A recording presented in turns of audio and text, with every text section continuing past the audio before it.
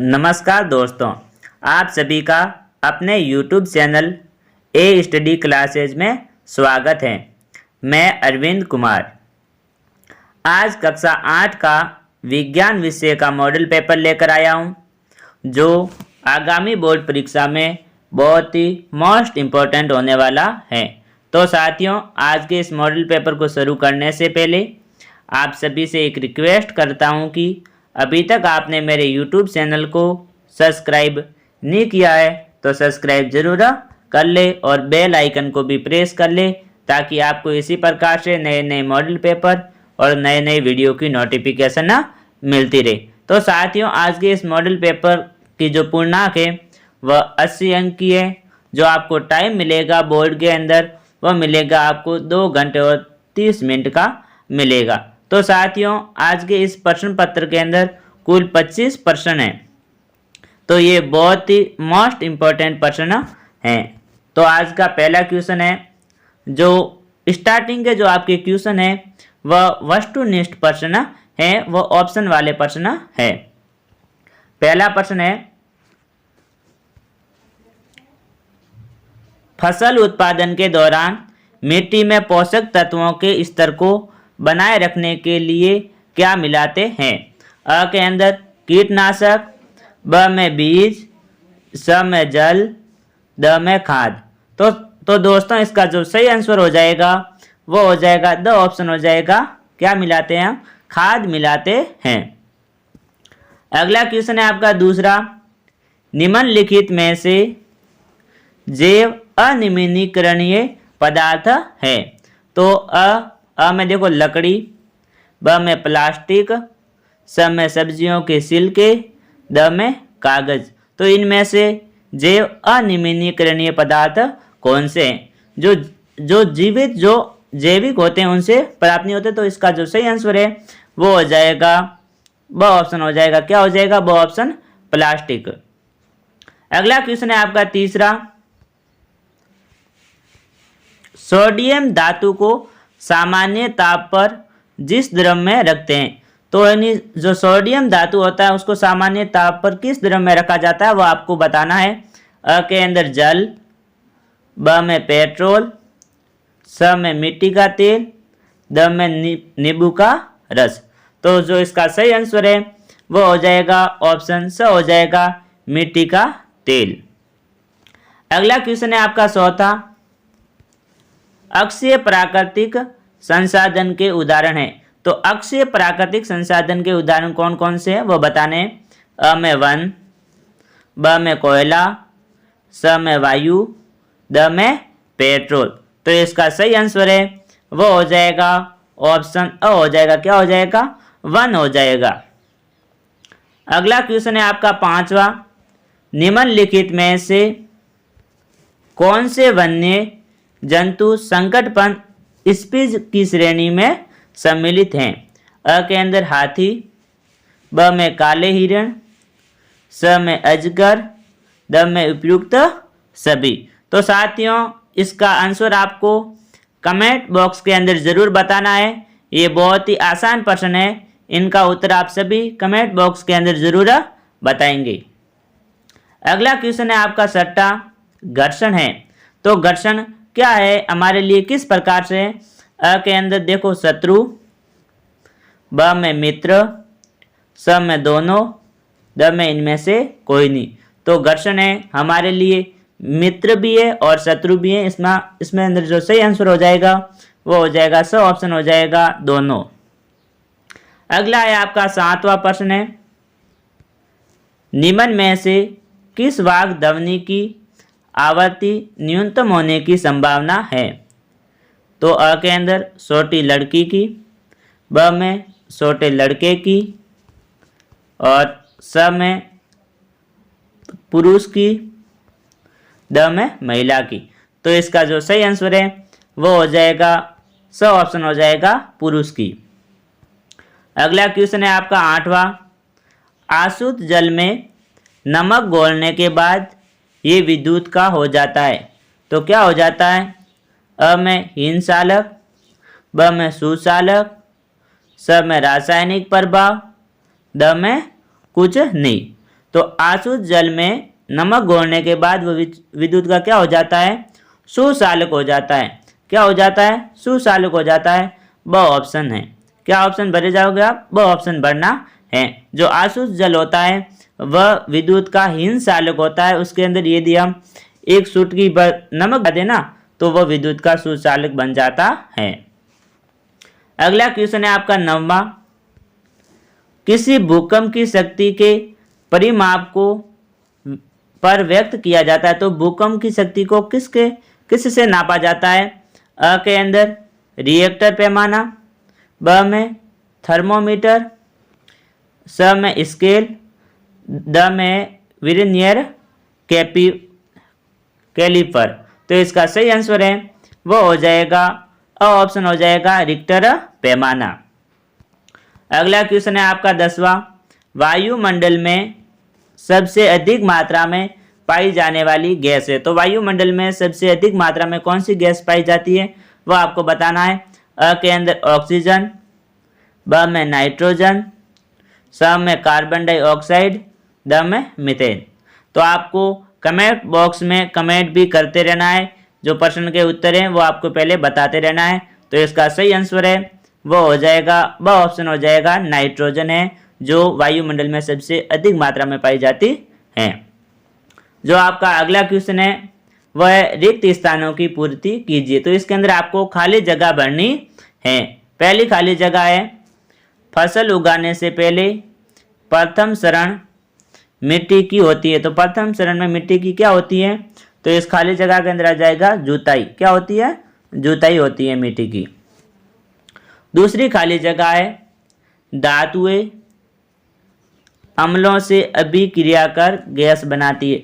जो धातु होती है वह अम्लों से अभिक्रिया करके कौन सी गैस बनाती है, वह बनाती है इसके अंदर जो खाली जगह के अंदर आ जाएगा हाइड्रोजन। क्या आ जाएगा,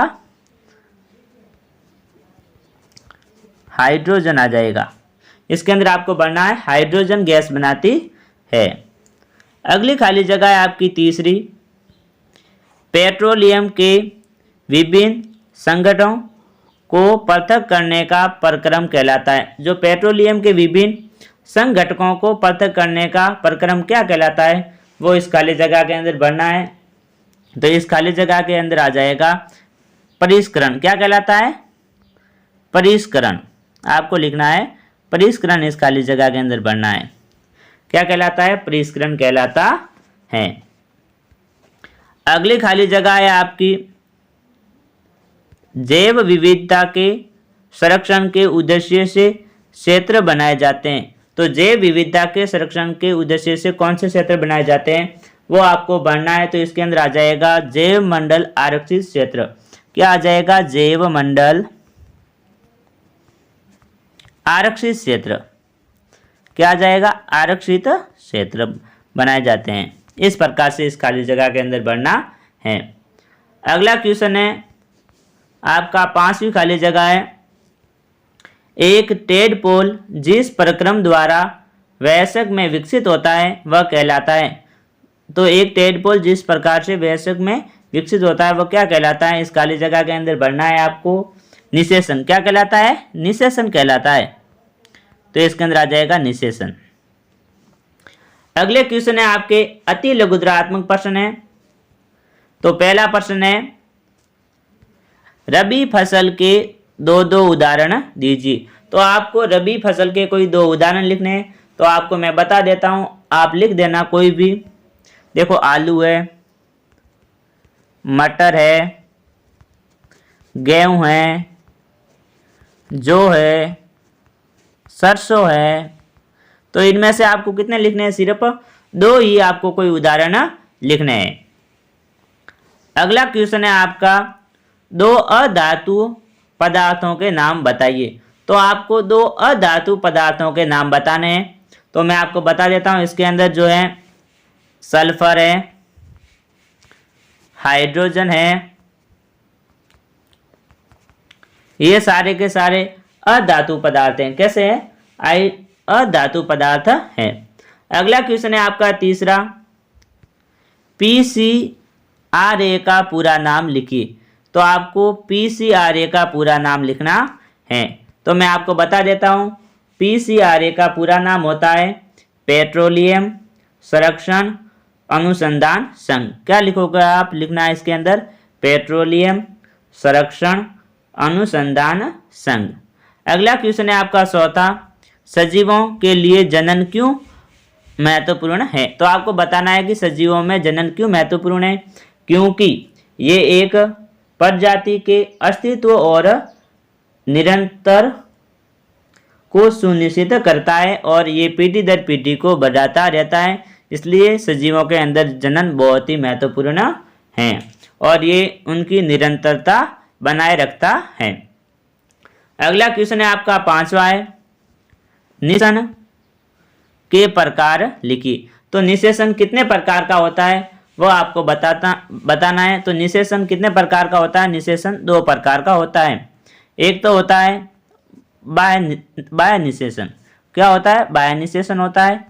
और दूसरा होता है वो होता है आंतरिक निषेचन होता है। क्या होता है? आंतरिक निषेचन होता है। निषेचन 2 प्रकार का होता है।